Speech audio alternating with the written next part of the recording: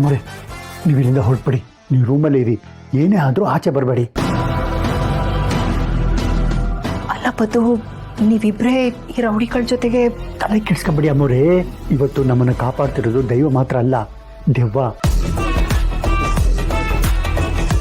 ದೆವ್ವನು ನಮ್ಮ ಜೊತೆಲಿದ್ದು ಮನೆಗೆ ಬಂದಿರೋ ಪಿಶಾಚಿಗಳನ್ನ ಓಡಿಸುತ್ತೆ.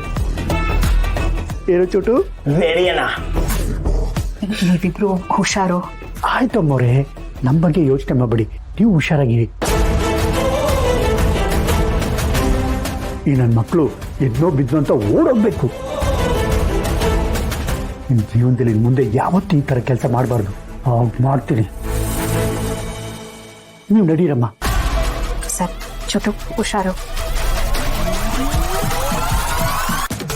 ಬರ್ರೋ, ಬನ್ನಿ. ನಿಮಗೋಸ್ಕರ ಬೆನ್ನಿಗೆ ಬೀಳೋಕೆ ಬೇತಾಳ ಕಾದಿದೆ. ಚೋಟು? ರೆಡಿ ಅಣ್ಣ.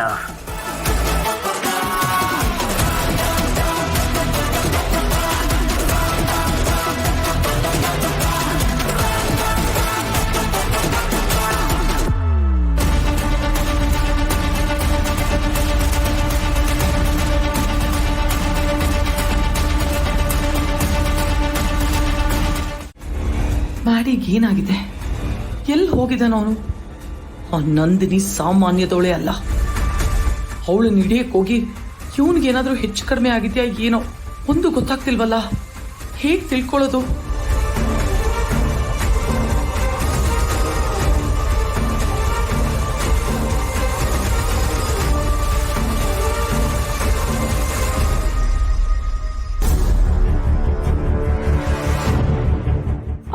ವೀರು ಅವನೇ ಇದನ್ನೆಲ್ಲ ನನ್ನ ಕೈಯಿಂದ ಮಾಡಿಸಿದ್ದು.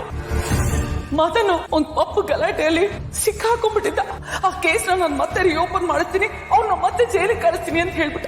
ಇವನನ್ನ ಹೇಗಾದ್ರೂ ಉಳಿಸ್ಕೋಬೇಕಲ್ಲ ಅಂತ ಆ MP ಹೇಳಿದ ಕೆಲ್ಸನ ಮಾಡೋದಕ್ಕೆ ಒಪ್ಕೊಂಡೆ. ತಪ್ಪಾಯ್ತು ವೀರು, ಕ್ಷಮಿಸ್ಬಿಡು ವೀರು.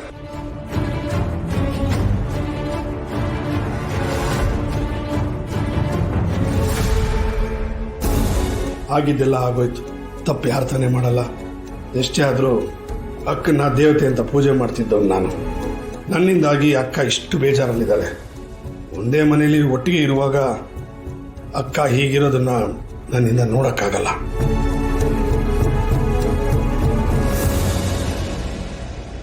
ಅಕ್ಕ,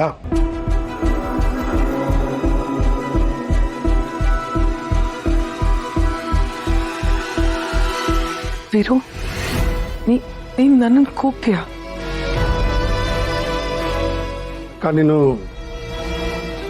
ನನ್ನ ತಾಯಿಗಿಂತ ಹೆಚ್ಚಾಗಿ ನೋಡ್ಕೊಂಡೋಳು. ನೀನೊಬ್ಳು ಈ ಮನೇಲಿದ್ರೆ ಈ ಮನೆಗೆ ಕಳೆ ಅಂತಿದ್ದೆ. ನೀನು ಈ ಮನೆನ ಬೆಳಗೋಳು ಅಂತಾನು ಹೇಳ್ತಿದ್ದೆ. ಅದು ಆವತ್ತಿಗೂ ಸತ್ಯ, ಇವತ್ತಿಗೂ ಸತ್ಯ. ನಿನ್ನ ಮಗನ ವಹಿಸ್ಕೊಂಡು ನನಗೆ ನಂಬಿಕೆ ದ್ರೋಹ ಮಾಡಿಬಿಟ್ಟೆ.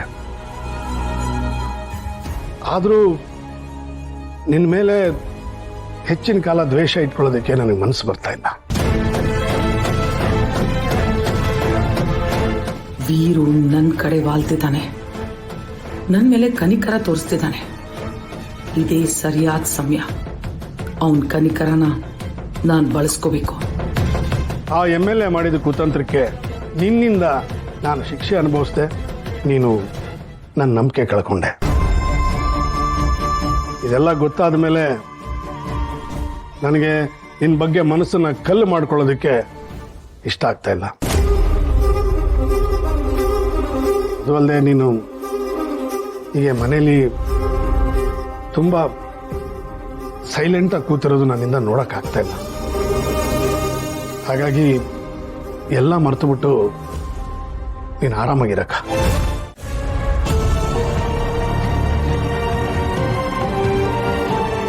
ನನ್ಗೆ ಯಾಕೆ ಹೀಗಾಗ್ತಾ ಇದೆ? ಮನ್ಸಲ್ಲಿ ಏನೋ ಒಂದು ರೀತಿ ಹಿಂಸೆ, ಕಳವಳ, ಒತ್ತಾಟ. ನನಗೆ ಹತ್ತಿರವಾದವ್ರಿಗೆ ಯಾರಿಗಾದ್ರೂ ಏನೋ ತೊಂದರೆ ಆಗಿದೆಯೇನೋ ಅಂತ ಅನಿಸ್ತಾ ಇದೆ. ಮೊದಲು ಶುಭವನ್ನು ಫೋನ್ ಮಾಡಬೇಕು.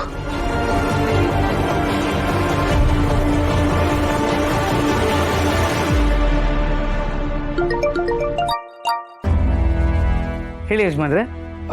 ಸುಬ್ಬು, ಊಟ ಆಯ್ತೇನಪ್ಪ? ಊಟ ಆಯ್ತು ಯಜಮಾನ್ರೆ. ಇಷ್ಟೊತ್ತು ಕಾಲ್ ಮಾಡಿದಾರಲ್ಲ, ಏನಾದರೂ ವಿಷಯ ಆಯ್ತಾ? ಅದು ಮನೇಲಿ ಎಲ್ಲರೂ ಆರಾಮಾಗಿದ್ದಾರೆ ತಾನೆ?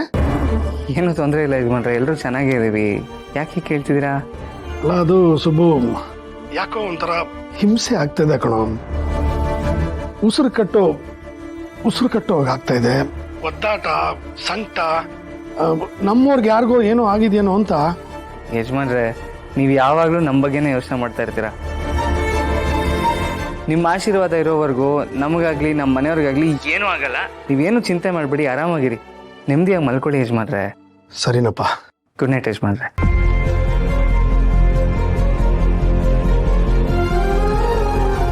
ಅಲ್ಲ, ನನಗೆ ಹತ್ರದವರು ಅಂತ ಆದರೆ ಸುಬ್ಬು ಮತ್ತೊಂದು ಫ್ಯಾಮಿಲಿ ಅಷ್ಟೇ. ಅವರೆಲ್ಲ ಸಂತೋಷವಾಗಿ ಆರಾಮಾಗೇ ಇದ್ದಾರೆ. ಮತ್ತೆ ಯಾಕೆ ನನ್ಗೆ ಹೀಗಾಗ್ತಾ ಇದೆ? ನನ್ನ ಮನಸ್ಸಿಗೆ ಹತ್ತಿರವಾದವರು ಯಾರೋ ತೊಂದರೆಲಿದ್ದಾರೆ, ಅವ್ರಿಗೇನೋ ಕಷ್ಟ ಆಗ್ತಾ ಇದೆ ಅಂತ ಅನ್ನಿಸ್ತಾ ಇದೆ. ಯಾರು ಅಂತ ಗೊತ್ತಾಗ್ತಾ ಇಲ್ಲ. ನಮ್ಗೆ ಯಾಕೆ ಹೀಗಾಗ್ತಿದೆ?